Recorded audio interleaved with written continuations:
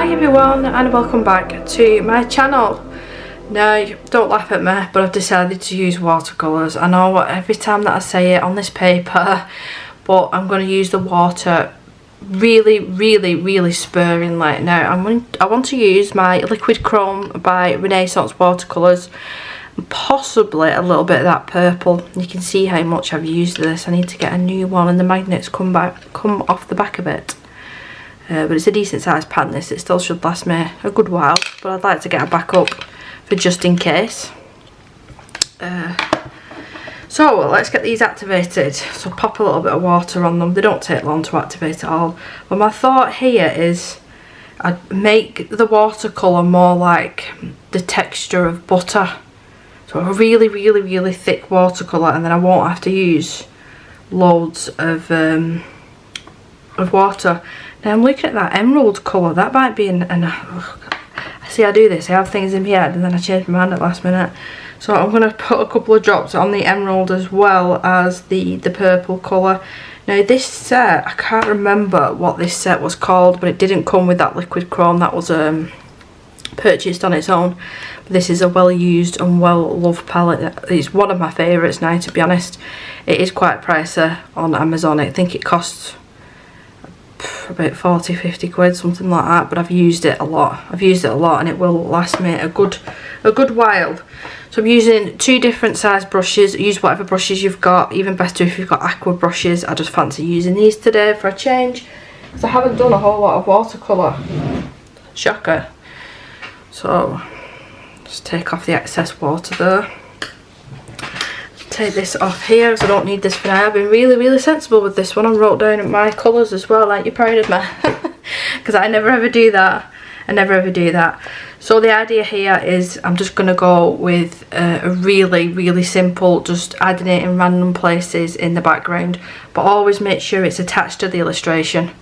And I might do a couple of splatters, so I'll need some scrap pieces of paper. I might just be able to use this. My husband drew measurements up for the new house, so this is scrap paper now, and I've got paint stuck together and everything. So I'll use that one.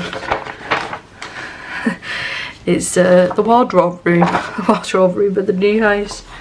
So I'll use that. I'll have to cut it apart when I've done this bit. So I'll start off with the smallest brush, size 2, and then a size 6 that I'm using, and go into the liquid chrome. Now I must have had a slight bit of pink on my brush, because I did just notice that then. So if I start activating this, the camera really doesn't do this paint justice. I promise you, it's superb paint. I've said it before and I'll say it again. If you're going to listen to me about anything, buy this paint. I don't earn any money for saying that or anything, it's just my honest opinion. This is the best silver, chrome, anything. Every single paint that I've tried, and pens, it's just superb. It's superb. So let's load the brush up, and I'll start at this corner. Now I'm going to have to turn the paper, I do apologise, but it just makes it easier for myself to apply the colour where I want it. Now, actually, let me just bring you in. I have a habit recently of keep forgetting the camera, so do forgive me. I'll put this down just randomly and add splodges to it. I'll show you what I mean. So I'll load the brush up again, because this is a small brush, it doesn't actually hold a whole lot of paint, so you do have to keep reloading it. So for them outside edges, if I just move the paper, you can see there, I'm just going to add just different shapes. Maybe pull it out a little bit more on this side. Load the brush up again, and then pop the colour down like that. So you can see there you go, the sun's just come out. How beautiful that is. It really is stunning. Gorgeous paint. We'll do a similar one here, but instead of pulling it up here, I don't want to cover that line up. A little bit more. I think the paint splodges as well will be nice on this one. So if I lift that up to the camera and get the light to catch it, there you go. Really, really pretty. We'll add another one down here. So following that hairline to pull that colour out. More colour. Just loading it up. It's really, really thick at this point, this paint.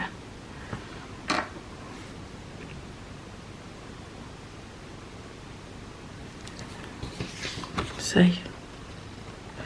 Ooh, really pretty. And I think I'll add one more of the chrome one on this side. Yeah, we'll add it here.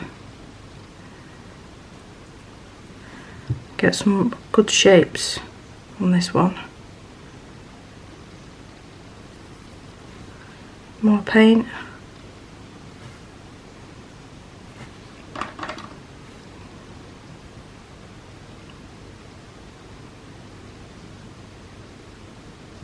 You're just basically building up that colour.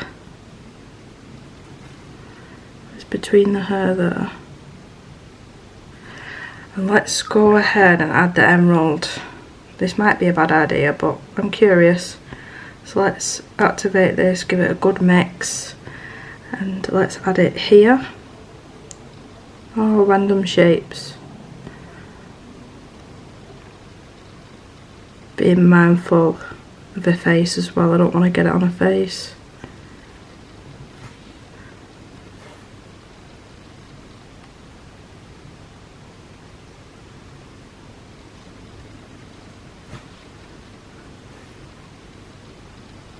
If I just lift that up to the camera as well, you can see how pretty that is.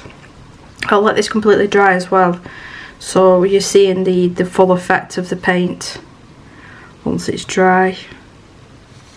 Whoops. One here.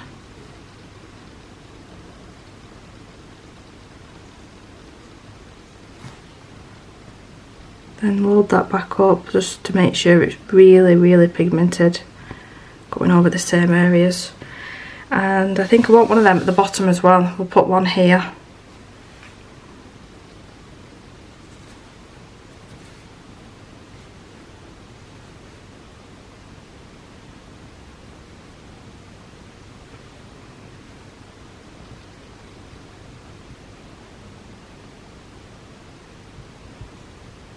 Just like that. And then in with the purple. Let's activate this. And I don't want to cover the artist's name up, so we'll do it here instead.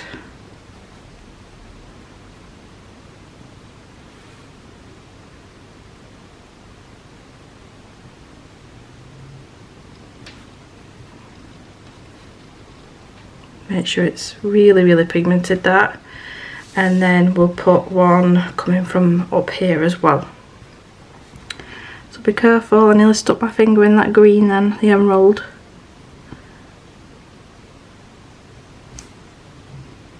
Even more. I rest my hand here.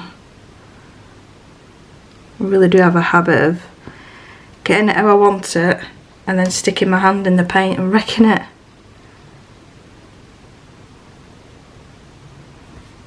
So add more water to that.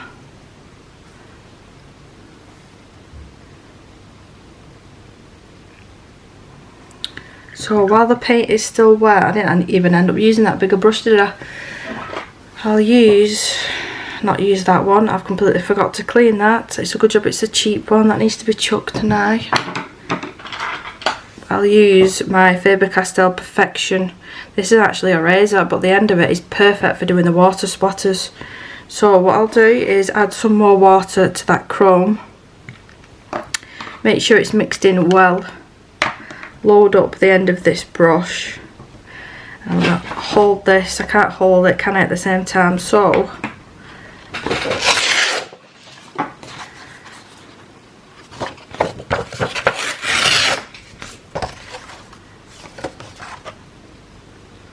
that's a bit risky there. Let me bring you right out and then you can see exactly what I'm doing here. Oops.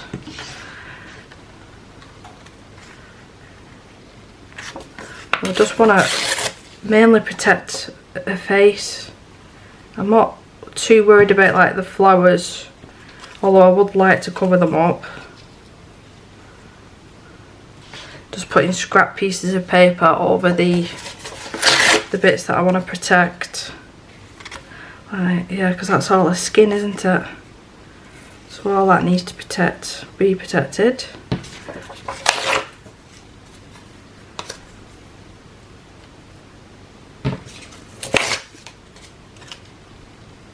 That needs to be shorter. And her ear as well there. That should be okay. That should be okay. So I'll load up my brush. It needs more water. It does need to be quite watered down for doing this. I'm just going to test on this piece of paper.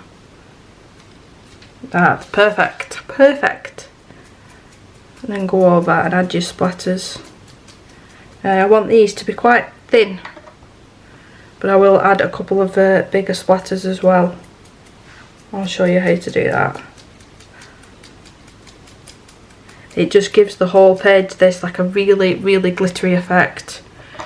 Now I'm loading up the brush again, but instead of pinching the bottom of it and flicking it like that, I'm going to tap it on my finger. And that gives you the bigger splatters of paint.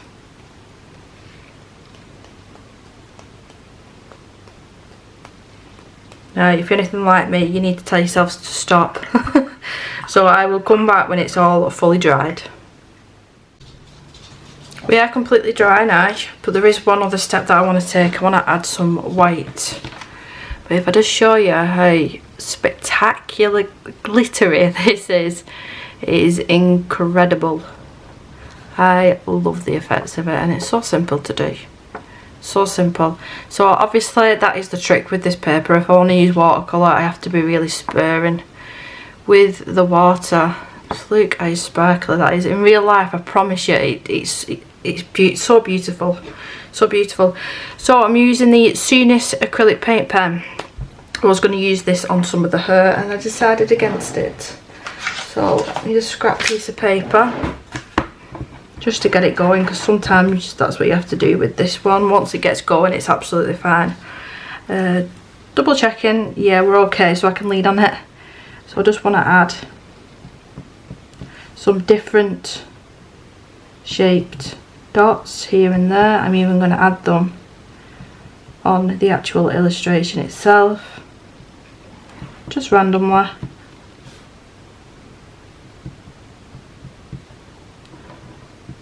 I want it to have like a magical feeling, this page. I do really think it's stunning, stunning. And it's been an easy one to colour as well, actually.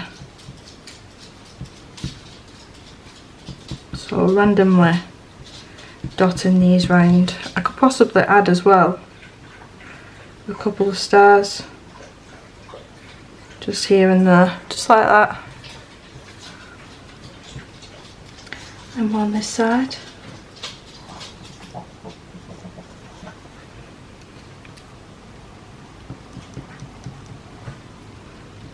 Some more here. I've just felt wet paint. Yep. So the very bottom bit wasn't dry. Told you, do it every time. Not the end of the world. So I don't want to get this on her white skin. Her skin. I don't want to get the white on her skin because I'll struggle colouring over the top of it. So yeah, I'll have to be a little bit careful. Add another star here.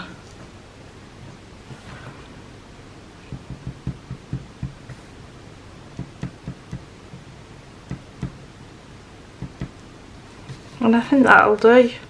I mean, you could be at this all day, adding little dots and little stars.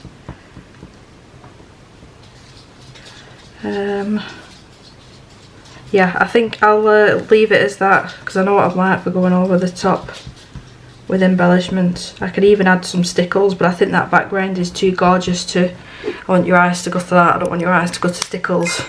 So that's how I created this really beautiful, easy background. If I can show you the bottom bit as well. So I hope that you enjoyed this video. Take care of yourself. Bye.